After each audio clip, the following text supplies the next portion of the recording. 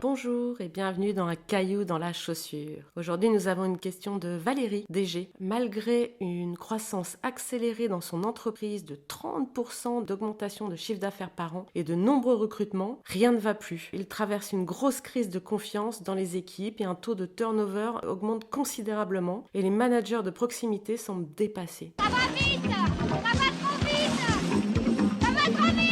Docteur Stéphanie, une ordonnance s'il vous plaît. Alors, je ne suis pas forcément docteur, mais en tout cas, Valérie, sachez une chose, ça va vous permettre de vous rassurer. La croissance accélérée est la période la plus difficile à manager qu'il soit. D'abord parce que, de votre côté, en tant que dirigeante, vous devez vous éloigner de l'opérationnel pour développer l'entreprise. Et donc là, vous êtes probablement écartelé entre vos managers de proximité qui semblent dépassés et qui vous demandent de l'aide et la nécessité de développer l'entreprise avec bien d'autres pans stratégiques. Il y a dans cette période deux basiques fondamentaux à respecter par vos équipes, l'excellence métier et la qualité de la relation client. Ces deux éléments-là ont garanti votre performance. Ils ont nécessité de la compétence, de l'expérience, une organisation. Et c'est ces trois éléments et ces deux basiques à respecter que vous devez entretenir malgré votre absence. Et donc pour cela, je peux vous faire une ordonnance, Valérie, en 5 points. Le premier point, c'est que vous devez constituer une ligne intermédiaire qui est nettement positionnée et vraiment formée. Alors, nettement positionnée aux yeux de vos équipes, formée dans leur rôle de manager intermédiaire. Et leur rôle va être justement de s'assurer de l'excellence métier, du respect des basiques mortels qui font le succès de l'entreprise et de la qualité de la relation client. Vous pouvez, en point 2, recruter des managers. Probablement, vous avez le réflexe de recruter des opérationnels sur le terrain parce que vous êtes en croissance, que vous avez beaucoup de demandes clients et que vous voulez sûrement répondre aux demandes des clients. Vous vous dites peut-être qu'un manager va être un coût supplémentaire et vous n'osez peut-être pas investir sur la structure. Or, plus vous êtes en croissance accélérée, moins vous devez avoir peur d'investir sur la structure. Donc pensez à recruter des managers. Pensez aussi, et ça peut paraître un petit peu difficile à faire, à vous séparer ou à ne pas proposer automatiquement les responsabilités managériales à des anciens qui sont des piliers de votre équipe. Parce que ce n'est pas parce qu'ils sont avec vous depuis le début qu'ils sont en capacité d'être de bons managers. Donc pensez à cette notion de strate managériale.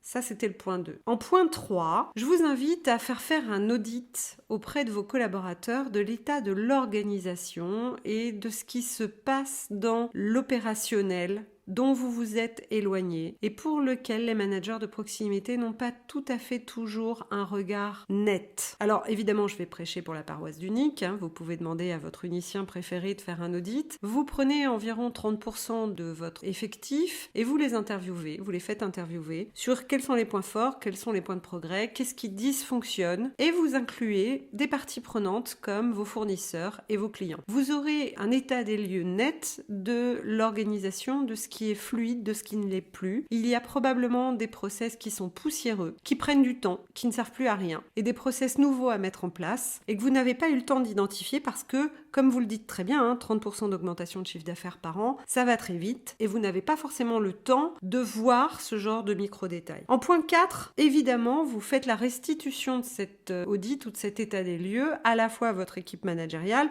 mais aussi et surtout à l'ensemble des collaborateurs qui ont été interviewés, et en point 5, vous faites du brainstorm en intelligence collective pour identifier un plan d'action qui va amener des nouveaux rituels, une nouvelle organisation, des nouveaux process pour fluidifier le quotidien et vous assurer de ces deux éléments que sont les basiques métiers qui soient parfaitement respectés et que ce soit simple de les respecter et la qualité de la relation client. Donc, en résumé, Valérie, si vous vous assurez d'avoir une ligne managériale qui est formée et qui manage vos équipes, puis que vous avez tout simplifié et mis en place pour que les basiques métiers soient respectés et que la relation client soit fluide, vous avez toutes les chances de faire baisser le turnover parce que ce sont souvent ces raisons-là qui font que les équipes partent et délaissent votre entreprise malgré l'activité. C'est qu'il y a une profusion d'activités que vos équipes fatiguent, qui sont peu ou mal managées, qui a peu ou pas les bons process. Tout ça fatigue vos équipes et n'osent pas vous le dire, donc ils démissionnent. Voilà.